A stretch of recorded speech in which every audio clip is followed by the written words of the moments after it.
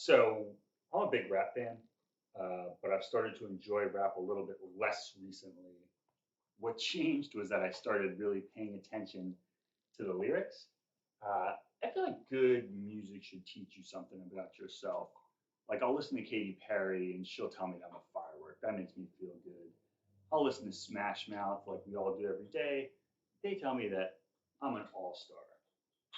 Switch over to rap, and then some 16-year-old with a Grover face tattoo tells me that I am a broke ass bitch and that I get no respect in my hood. True. How do you know that though? Like, who told you that about me? They're also super violent. There's a lyric I heard the other day. I'll shoot you front your mom's house. And it's like, well, what did I do? I'm listening to your music. I'm supporting you, and this is how you repay me with explicit threats on my life, like over an Etta James sample. I don't think she would have appreciated that. And how do you even know where my mom lives? Well, I have a feeling I know what you're going to say, so don't answer that. I think the worst offense these rap guys do against me is when they talk about my girlfriend. Uh, Saw her the other day. They're like, "Yeah, that's why I fucked your bitch last night." I'm just sitting there in the car, like, "Fuck, last night? What a way to find out this information." So I asked her. I was like, "Hey, babe, where were you last night?" She said, "I told you I was at the library. I have midterms next week." It's not what I heard. She's like, "What are you talking about?" I'm like, "Well, according to Gucci Mane, he was dog deep in your butt tunnel last night. What's up with that? I've been asking you to do that for years." She's like, "What, anal?" I was like, "No, black guys." But if I'm not in the corner of the motel room, there's no point. That's kind of the whole thing. She's like, "Clearly, I've never met Gucci Mane, and I certainly didn't sleep with him." I was like, "Are you sure?" Because later on in that same song, he said that my flow is soggy like banana cornbread, and I told you that in confidence. You know I'm very insecure about my rhymes. So on the other side, I've been listening to some Neo, and it sounds like he wants to dick me down and treat me right. So I do have that going for me. Surprises a lot of people that I am a rap fan. Most people assume that I am a racist solely because I often say racist things, which I don't think is fair to just like generalize against me like that. But I do like black people. I did try to have sex with one once, and now you're going to hear that story. So it was summer, high school, college, kind of blurry. Uh, my friend and I were doing something that we used to do a lot back in the day. I don't know if kids still do it. We called it not getting pussy. It's kind of my thing. I'm not going to brag, but I was pretty good at it. So we decided, okay, nothing's going on tonight. No girls want to hang out with us. Let's go get some weed, smoke it, and go to bed. Great. We go pick up the weed. Everything's good. We're leaving out the house, and we hear this voice. She's like, "What are you two doing?" It's the drug dealer's dad. And my friend says to me, "Hey, it's cool. He was my T-ball coach." As if that makes him like fine with us helping his son commit a crime. Which turns out he was. He was totally fine with it. He was like, "The fuck you two kids doing? Like, you're just gonna go smoke some weed and jerk off and go to bed?" And I was like, "Yeah, you got it, pal." He says to us, he says, "What if I told you for $40 you could go downtown and fuck the hottest black girl you've ever seen? Is that something you would be interested in?" We're like, "Dude, what are you talking about? Of course we're interested. Why are you still talking to us? Like, get on the horn, old man. Time is a wasting." So we start to learn a couple more details of this plan. It involves us going to a part of Philadelphia, North Philadelphia, called the Badlands. Now, just to elaborate on that, like we as suburban kids didn't call it the Badlands, like other people in North Philadelphia called it the Badlands. So you know that's not very good. Uh, And so I'm starting to get a little jitters about this. My friend really wants to go. He's like, dude, it'll be fine. We overhear the dad talking on the phone. He's like, hey, I'm going to send 2 white boys down to you. Don't rob them. And my friend's like, see, like everything's fine. We're not going to, like, dude, he had to say that first. But I'm a pushover and peer pressure always gets to me. So we end up going. Now, I assume that we're going to be going to like some seedy motel, like maybe a strip club. Like, nope, straight up crack house. Now, just to clarify, this is not like a shitty house. This was a house whose primary purpose was the distribution and use of crack cocaine. So, and keep in mind, I'm dressed like a person who dresses like this now would have dressed like at like 17. So, a lot of pastels going on. So we get there, knock on the door. Some woman, short hair, opens up. She's like, "You the 2 white boys?" It's like, yeah, we're the only 2 white boys who have been in this area since the Pilgrims, I'm pretty sure. So safe bet. Also, while we're on the subject, we do have a verbal contract whereby you're not supposed to rob us. I just want to make that clear. I'm going to mention it often. She says, come on in. We go in. This place is a wreck. There's no doors at all. Instead of doors, they just have these like blankets, like the moving blanket things that you use to like pull the boxes. And she says, okay, so you guys are here to get some pussy. We're like, all right, we're speaking the same language. We're good. And she goes, let me see what I can rustle up, and just walks right out the door, just leaving us there. Let me go see what I can rustle up. Like I just asked her if she had a Nutri-Grain bar or something. So we're hanging out, just kind of like, what the fuck are we doing? There's some people in the other room doing God knows what. I'll find out soon, spoiler alert. But she comes back with this girl who, you know, is in like pajama pants and a tank top, and she's got braces, and we're just like, what's happening here right now? She looks like she's got woken up out of bed, because I'm pretty sure she got woken up in bed. I'm pretty sure this woman's master plan was just to knock on doors, be like, hey, want to fuck these 2 white guys for $40? And she answered the call. And again, I'm going to ask you in your minds right now to either like pick a side. Either she's over 18 or we weren't, because like it's going to get murky pretty quick and you need to stay in a lane. So I'm not a mathematician, but again, I couldn't help but notice that there's one of her and 2 of us. And I'm like, that math doesn't check out. So my friend was on steroids at the time. So he would have fucked like a parking meter if you put a blonde wig on it. He's like, dude, let me get her. Now, I took a good look at this girl, and I'm going to be nice and say that her dental situation was like less than ideal. She had teeth coming from all angles. Her teeth looked like they were put together by someone who was really bad at Tetris. Her teeth actually kind of looked like that pit in the desert that Jabba the Hutt was going to throw those guys into. It was just a nightmare. So I'm like, yeah, I'm not going near that rat trap. Go for it, bud. He goes up. I'm like, okay, cool. I just like, dodged a bullet there. But then what the hell am I going to do? So my madam has a great suggestion for me. She's like, why don't you go in the other room and hang out? And it like wasn't a suggestion. I was like, that's what I'm going to do. So I go through the like blanket way, and there's like 4 or 5 individuals smoking crack on bare mattresses on the floor, and they're watching, if you can guess, The Wire. And they've got some opinions about The Wire. They're like really remarking on the trade craft exhibited in The Wire. They're like, man, you can't put the ground stash in the same spot that you're slinging on. I'm just like, right?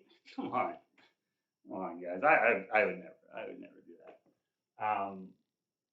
And also, it's like you guys can afford premium cable, but not fucking doors. Let me save you $15.99 a month. If you want to be immersed in a world of drug dealing and crime, just go outside. Like it's all right there. It's right here. You guys are all the wire. You're the wire. You're the wire. The wire. The wire. The wire. And then like Riverdale, uh, they were super nice and they offered me some crack, and I was like, thought about it for probably way too long. Didn't do it though with the record show. So my friend finally comes down.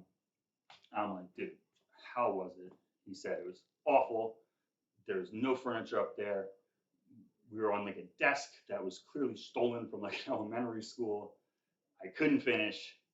We got to get out of here. I was like, okay. And he's like, what have you been doing? I was like, we've just been discussing the finer works of Renoir. No, I'm secondhand high on crack. We got to get the fuck out of here. I agree.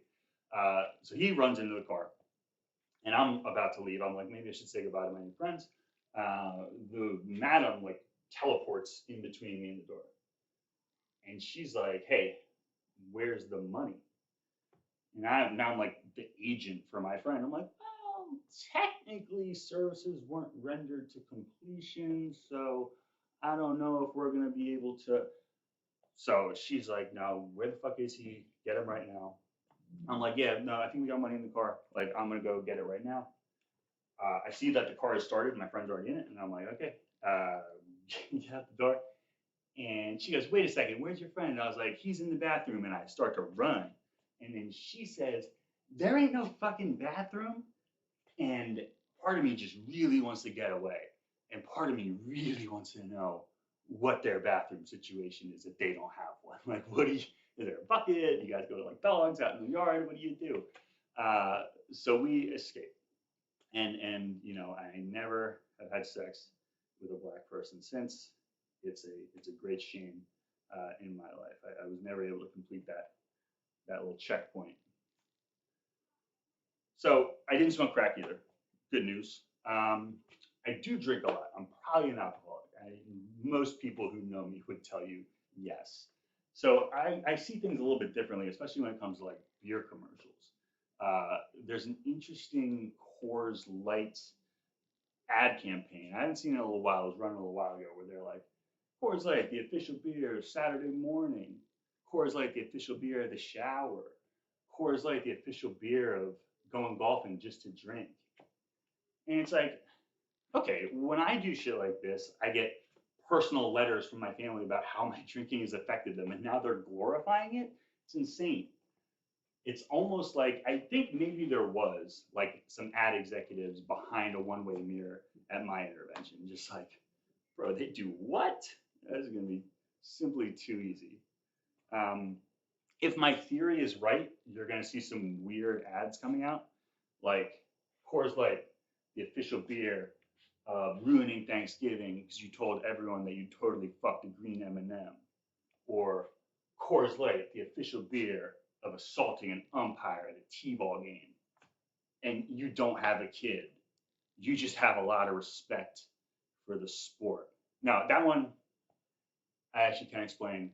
I also have a gambling addiction, and Team Orange was just getting jobbed out there. So I'm not going to sit by and let this bullshit happen to me.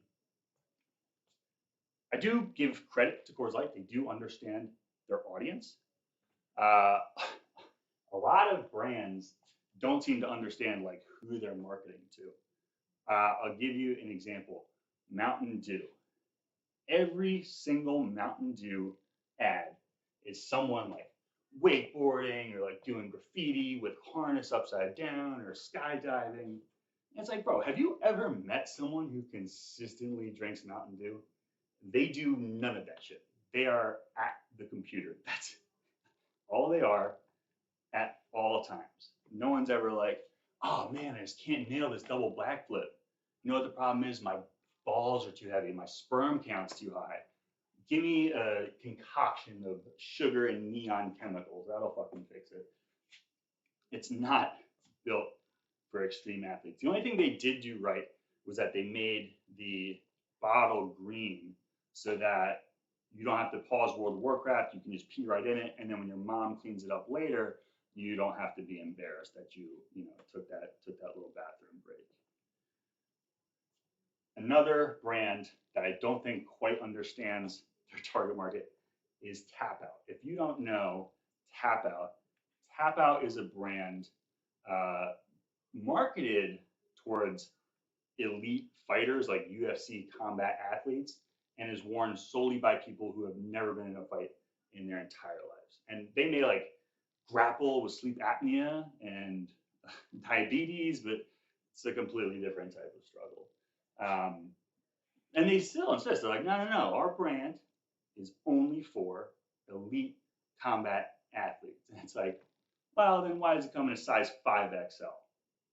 What weight class is that exactly? Beluga class? They don't wear a title belt, they win a lap band. They don't fight in an octagon, they fight in a dodecahedron. Now, I know what you're saying. Hey, Scott, just because it has more sides doesn't mean the surface area is any bigger. Shut the fuck up, nerd. I did research for that joke. And I'm glad I did, because I think Google was getting a little too high and mighty with how well they thought they knew me. So I think that search really threw a wrench in their works. Because I typed in, what is a 16-sided polygon? And they were like, do you mean that picture of the pig who pooped on its own gigantic balls? Because it's 2:30 and you'd usually hit that thing up twice by now. We're starting to get worried about you. If you don't want to watch the rest of this, just pause this and look that up, because it's way funnier than anything you'll see here. Good stuff.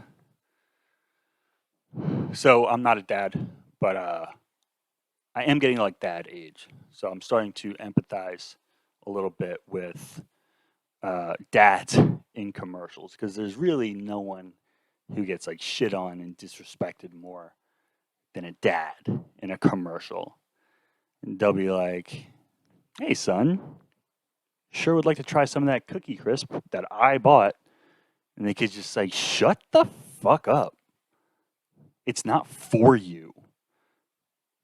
I'm glad mom left you. It's like, Uncle Terry is way cooler than you. He's a cage fighter. It's like, first of all, he's not your uncle. Second of all, we've been over this. That's just the shirts he chooses to buy. I think marketing to kids has been the same since marketing was invented. Pretty simple concept. Hey, kid, your parents, your teacher, every adult you know is a complete moron. Somehow, you know what's up. We should listen to you. And the kids in the commercial are like, well, if I was the principal, every class would be recess. And it's like, congrats, you and all your friends are completely unemployable now. Good job. Or they're like, if I was the president, every day would be pizza day. And it's like, can you imagine the strain that would have on our healthcare system long term? Also, pizza day is not even under the jurisdiction of the executive branch. You might have learned that in civics class, but instead you took 8 units of recess for 12 years. How did you even get elected into office? You are the second least qualified president we've ever had. Before you start smirking at home, I'm talking about Taft, so relax. I think my favorite commercials are the prescription commercials, because they always end with the same like call to action. They're like, ask your doctor if cyclophyllitol is right for you. And it's like, why the hell would I ask him anything? He's the doctor. He's supposed to tell me what medicine is good for me.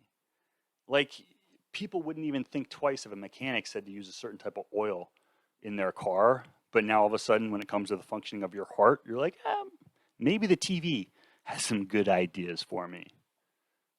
I don't think anyone actually does that, do they? Like, hey, doc, what about cycloxylitol?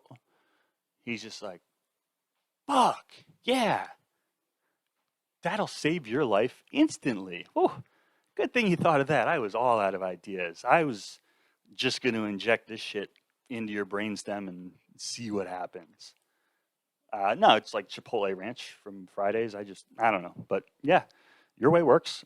You maybe just potentially avoided a very tangy Southwest-inspired death. Good thing you were paying attention in between reruns of Bones. Like, fucking commercial's going to tell me what. Hey, doctor, I know that you went to school for like 7 years and then you've been practicing for like 15 years, but on TV, there was a guy and he was in a bathtub on the beach and he didn't seem very bothered by his moderate to severe plaque psoriasis.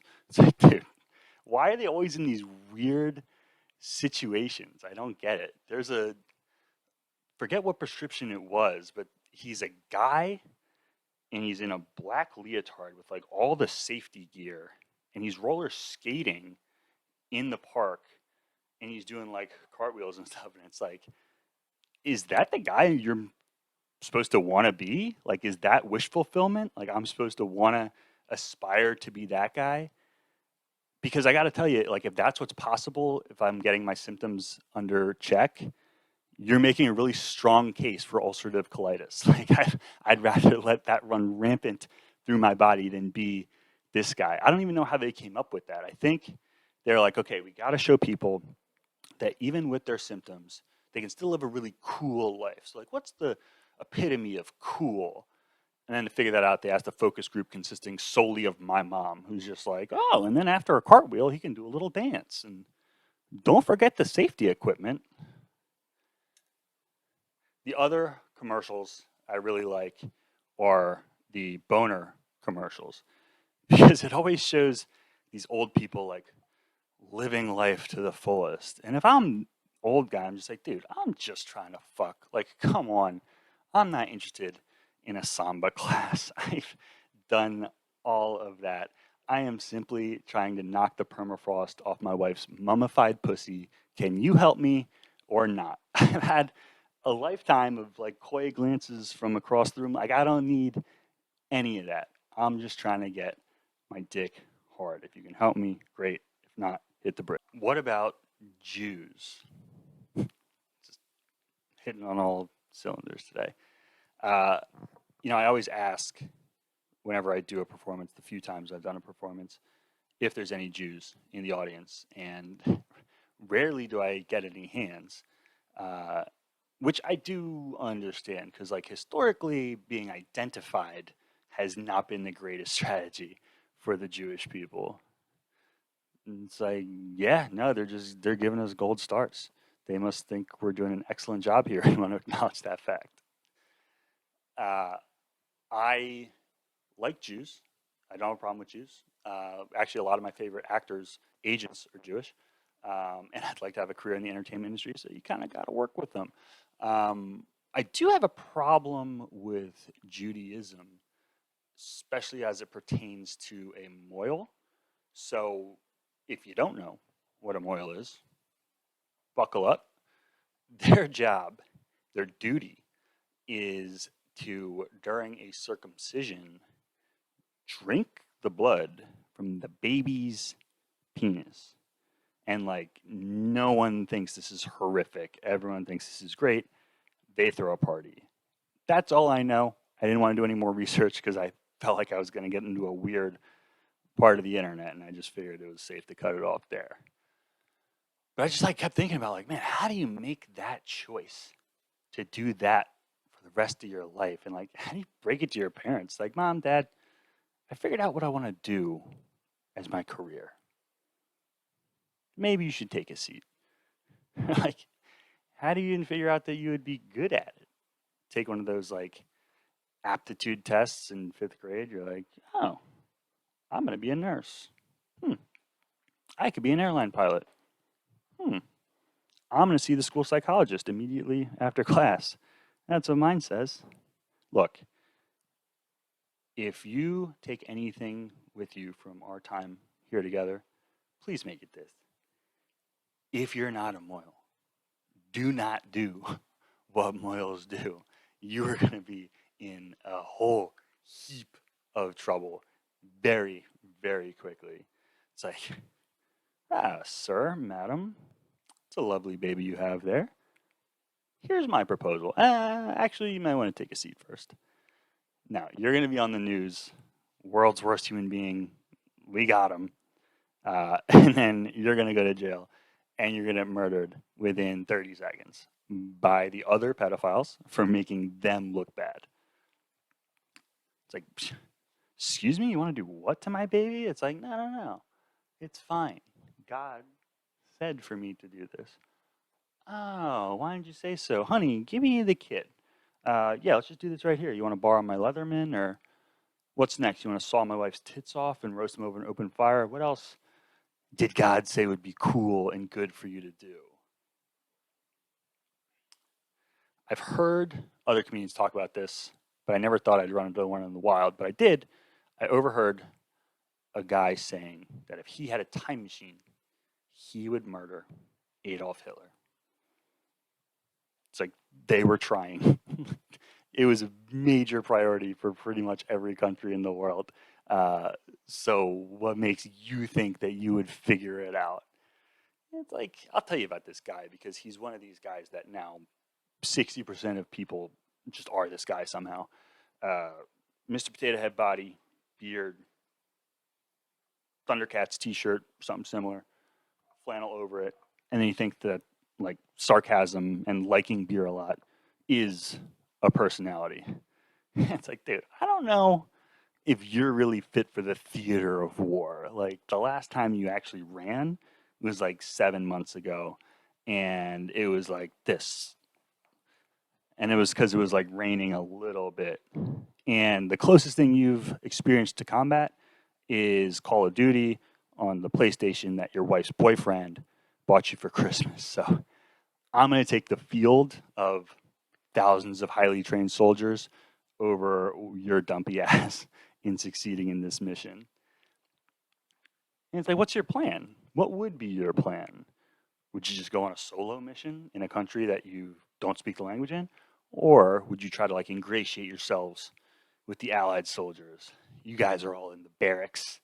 They're all sharing pictures of their sturdy wives, like sexy ankles or whatever.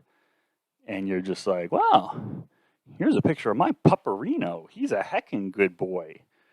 And they're like, you know what? We got a different assignment for you. How about a French beach? That sounds nice, right?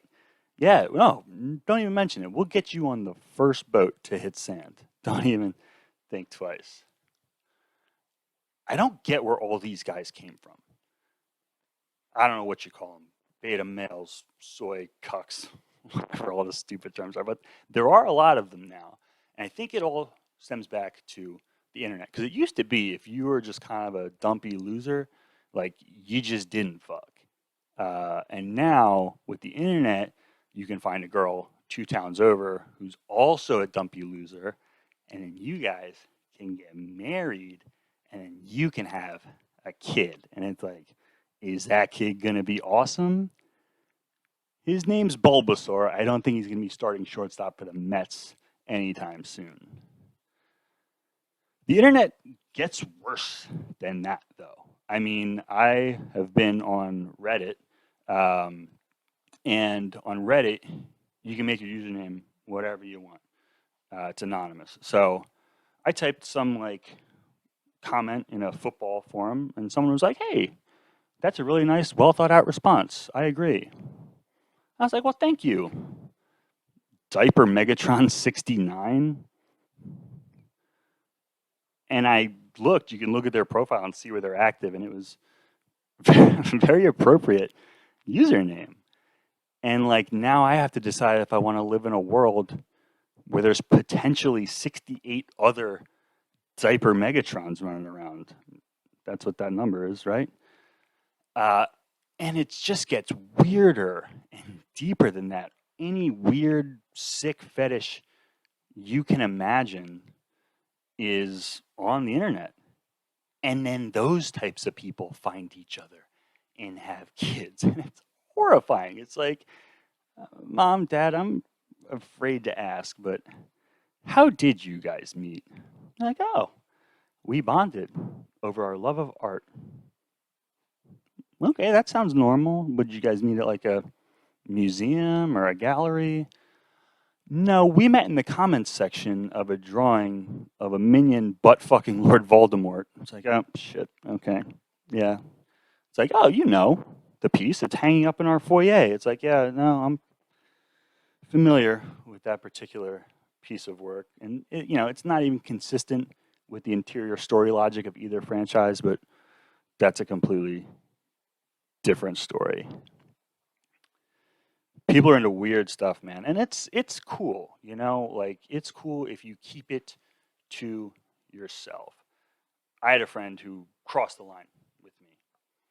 And he whipped out his phone and started showing me a video. I was like, "Whoa, what is that?" He's like, "Oh, this is my acapella group." Oh, what? He's like, "Yeah, acapella. It's like we sing all the songs you know and like, but we don't use instruments." I'm like, you guys should use instruments. Like, man, they've invented instruments hundred thousands of years ago. They invented instruments 30 seconds after they invented acapella because they're just like, no, we are not having this continue. Fucking kill the sacred turtle, take its shell. You can hit on it with my son's leg. I saw it off. I don't even care. This simply cannot continue. So I am dating, uh, dating a psychologist, and that's tough because she's able to accurately identify and categorize basically all of my shitty behavior, and this is all stuff that I didn't need to know about. Um, it's getting to the point where I'm starting to wonder if like maybe I'm more of a social experiment and less of a boyfriend because like those monkeys definitely thought that Jane Goodall was their girlfriend, and we're dealing with a very similar intelligence disparity. So it makes you wonder. Like she'll randomly just take out her phone and start recording and say, "Hey, say what you just said again." And I'm like, "All I said was that I don't want to fuck a race car, but I love the idea of fucking a race car. What's so weird about that?" She's like, "No, that's perfect. Just don't even worry about it." I'm concerned because what if our relationship progresses and I feel like I'm going to propose and I plan some big, romantic, grand gesture and I get down on one knee and she's just like, "Whoa, experiment's gone too far, pull the plug," and just makes me look like a complete jackass in front of the entire Red Lobster. She is a has like a special focus on addiction, which is great. Um, because she thinks that I'm an alcoholic. She worries about my drinking. Uh, and so I said, finally, hey, you know, you're right. Maybe I do drink a little too much. I'll take a break. How about 3 months? She's like, you think you can do 3 months? I was like, yeah, no problem. I won't drink for 3 months. And it was going great. And then we went out to a nice dinner and she orders a glass of wine. She drinks like a third of it. And then it's just sitting there for the rest of the dinner. And I'm just like staring at it and it's starting to bother me. Uh, and I said, hey, babe, I need you to drink that because if you don't drink it, I will. And she was like, oh, babe, are your cravings that bad? I was like, no, that shit costs like $36. So this is a value play. One of us is going to need to savor those notes of elderberry or whatever the fuck they're selling you. So she, as part of her training, um, meets all these types of people. She meets addiction people, she meets psychology people, she meets science people. And one of her contacts was a woman who's a nurse who dealt specifically with drug addicted babies. So, like with nutrients, if mommy eats some food, baby gets some food.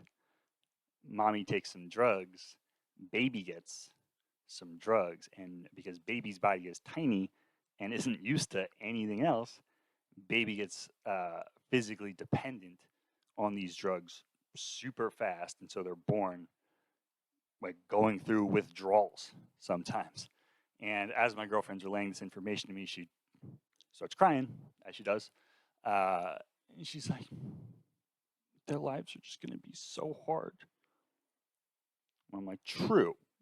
They have a challenging road ahead, but let's look on the bright side of things that for 9 months, they still had a beautiful existence. They were close to their mom, and they were warm, and they were safe, and they were just catching a steady stream of Percocet right to their little belly. Just like sign me up for that. That sounds fantastic. They're getting a little hit of menthol. It's very refreshing. Um, they're doing great. And the other benefit of many to being a drug addicted baby is that you've technically already done drugs. So no one can ever accuse you of being lame. You're by far the coolest baby out of all the babies by default. It's crazy. You can fuck up a kid before he's even born. These are formative years. And that's why I don't condone sex during pregnancy. Because if you think about it, the baby's not getting a ton of visitors in there. So, if in this formative period of its life, it keeps getting pop ins from Mr. Penis, they might grow an unhealthy attachment to Mr. Penis. And then you have a slutty baby, and nobody wants that. The way to tell is simple. Normal baby comes out, doctor smacks its ass to get its lungs working. It's just like, wah. You know you have a problem if it's more like doctor takes it out. Yeah. This is the first time I'm really glad that there's no audience, because this is probably when they'd start turning on me. So I have been getting annoyed with autocorrect recently. Autocorrect's been really messing me up. First of all, Tim Apple, we don't ever talk about ducking. No one talks about ducking as much as you think we do with your suggestions. We're not a bunch of ninjas sharing stories like about our sneaky adventures. We're saying fucking 99.9% of the time. And no matter how many times I change it, autocorrect never learns that that's what I want to mean. And yet, when I try to search for the word insect, all of a sudden it remembers 4 months ago. It's like, oh, you searched for something very similar to that word. Maybe, might I suggest that? And I'm like, whoa, with my nephew here. He's like, what's that mean? It's like, relax. Now, to be fair, I do want to level with you. I was not ever searching for incest porn. I was searching for insect porn. So I don't want you to think I'm some kind of weirdo.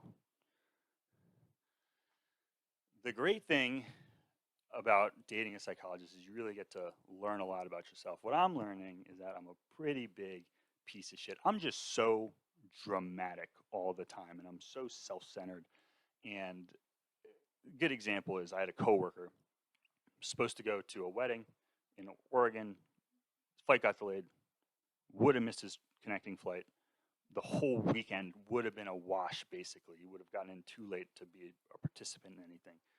And so he came back to work on a day that he took off. And we're like, wait, I thought you were in Oregon. He said, well, told us what happened. He said, but worse things have happened. I'm like, if that happened to me, I'd let everyone know that that's the worst thing that's ever happened to anyone. Like, at any given time, my grand pantheon of injustices against humanity are like Holocaust, slavery, my Wi-Fi being slow, and then like Serbian genocide or something like that. It's all gotta be about me. Like, if there's an accident on the highway and a family of 4 is just decapitated, but I have to wait in traffic because of that accident, that's a story about something that happened like to me. That's a tragic story for me, the hero. Like, that's a story about Scott's bad day. People be like, oh my God, the whole family? That's awful. I'll be like, I know. It took me like 45 minutes to get here. It only takes me 43, but I appreciate your sympathy. I'll get mad at the family. Like, I'll get mad at them if they somehow conspired to do this on purpose. Like, that dad just sitting there like, oh yeah, that's Scott. I bet he thinks he's going to get to spin class on time. Well, not if I have anything to say about it. Hey kids, you miss grandma, right? Yeah, me too. Let's go see grandma. And then he just Tokyo drifts under a fucking cement truck, smirking with his dying breath, knowing that he made me a little bit inconveniently late. Speaking of traffic, I lived in Los Angeles. Seamless transition. That's what they call that. And Los Angeles is a crazy city because basically everyone you meet is like not living the dream that they set out for. Like everyone came with some big aspiration. They wanted to be the biggest pop star in the world, or they wanted to be the best actor on the planet. And now they're like the fourth best barista at the Coffee Bean. Like, can't even crack the morning shift. It's like, what happened to you? And it's just crazy how everyone thinks they're going to make it overnight, and really no one ever does. But even crazier than that is that sometimes people do. Like your dream can happen overnight. So you can walk into an audition and there's like, yes, that's the guy. Oh my fucking God. We thought we'd never find a perfect part for this role. You are it. You're the guy. Oh, right? He's the guy. That's the guy. That's who we've been looking for. You know what? Don't even audition. We're just going to give you the role. You're like, holy shit. Yes, I knew it. They're like, yep, congratulations. You're our new ugly dipshit number 2. You're like, well, no, I wanted to be Steve. I came to audition for the part of Steve. They're like, Steve's the handsome hero. That's pretty funny. That's totally like an ugly dipshit number 2 thing to think. Like you think you're going to be the star, and instead you're this. You're like, no, I think you guys have a mistake. No. Listen, read the character breakdown of ugly dipshit number 2, and tell me if this reminds you of anyone. Repulsive, disgusting piece of shit. Right? I mean, come on. Like, no, I don't know. I'm not finished. Everybody hates him. Has a small, like, weird dick. Has never felt the warmth of a woman. You know, it's like, there's a lot of character detail for a Juicy Fruit commercial. Like, dude, I'm not done. Every single person on earth, including his mother, would wish that he would just summon up the courage to finally kill himself. And that's you, baby. You are the man for this. Now get the fuck out of my sight. You kind of make me sick. Ah, you're perfect. I mean, it's like, oh, at least I got the part. Mom, I think I got my big break. She's like, what, you ain't kill yourself yet? I'm like, yeah, those guys are good. That's why they paid the big bucks. I would like to be an actor in very, very specific situations. Like, I want to play mid-decline Brando, or just like some other fat piece of shit. Like, I just want to have a role where I have to gain weight. Like, I have to be completely lazy and a slob, and just like for an extended period of time, just like constantly drink and eat garbage and not work out and not do anything productive, because like I want to do that anyway. So I might as well get paid for it. So I would be remiss if I didn't touch on the subject of pedophiles. Um, just throw away any goodwill I might have garnered from these recordings. No, I think my message for pedophiles is pretty simple. Just knock it off. Like, it is not all right. Cut the shit. And you guys need to hear this because there's so many just coming out of the woodwork. And it's like, dude, it is not that hard to not fuck a child. It's really simple. I was a camp counselor for like 12 to 15-year-olds. I fucked precisely 0 of them. I didn't have to work that hard to do it. So I don't know why these guys can't seem to figure it out. I mean, it's pretty simple the reason why you wouldn't have sex with like a 13-year-old. It's because they're not old enough to understand the repercussions of what they're doing. It's a lifelong, lasting thing, and there's consequences to it, and they're just not mentally mature enough to understand that. The second reason, more important reason, is that 13-year-olds are really fucking gross. They are like acneed up and greasy, and they have frizzy hair, and they stink, to be perfectly honest. They're sweating out of places in their body that they've never sweat out of before, and they are not prepared to handle it. They are filthy little creatures, and they are the most annoying creatures on planet Earth. Which is why I really don't get when they like uncover these transcripts. The guys are always like, I would like to be your boyfriend. You want to be a 14-year-old girl's boyfriend? You want to deal with 14-year-old girl drama at 64, or whatever the fuck you are? They had that case. There's an HBO series about it, Michelle Carter with the eyebrows, and where she told her boyfriend to kill himself, and he did. The detectives, as part of the investigation, had to go through what they said was like thousands of pages of her text, thousands of pages of a 16-year-old girl's inane text messages. If I was one of those detectives and that was my assignment, she would have been responsible for 2 suicides. I'd be just like, hey, where's that gas generator that kid used? Is that still in evidence? Think that's got any juice left, hypothetically? Enough to fill a Kia Sorento, something like that? Jesus Christ. It makes me miss To Catch a Predator. That was my favorite show, just because of the roller coaster of emotions that these guys must have gone on. Because, like, they're just some old loser online. And it's like some, cute 14-year-old girl wants to talk to you, of all people.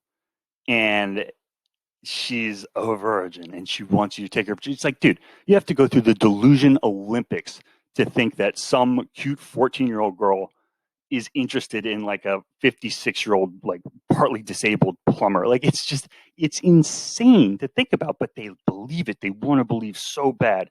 And they're like, yes, this is finally happening. And of course it's real. My dreams are coming true.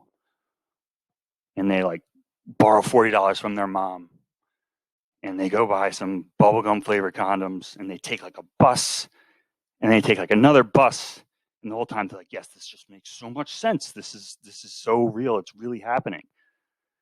And then they get there, and it's just like, yes, like finally, of course it's me. Of course I would be the one. And it's like, dude, first of all, Jeffrey Epstein had his own island, and like he still was paying these girls tens of thousands of dollars. And you think that your barrier for entry is like a 6-pack of Twisted Tea? Like, who do you think that you are? I think the hubris is the real crime. But no, the real crime is the other stuff. But they're just like at the door. They're amped, and like all of these things are actually happening. They're at the door. They get in, and there she is. And then she's gone. And then this fucking guy comes out, and everything just crashes down. And you're like, she fucked this dork first? God damn it. She couldn't wait 20 minutes? This is the worst thing that could possibly ever happen. And then it's like, no, it gets worse. And then they try to deny it. They're like, oh, I just came over to hang out, play some ping pong. And the guy's like, dude, I have all the transcripts right here. This one says you want to get dog deep in her butt tunnel. Do you want to explain that? It's like, yeah, it's just from a rap song. It's like, oh yeah, that song where Gucci Mane talks about fucking Scott's girlfriend. And I'm at home just like, come on.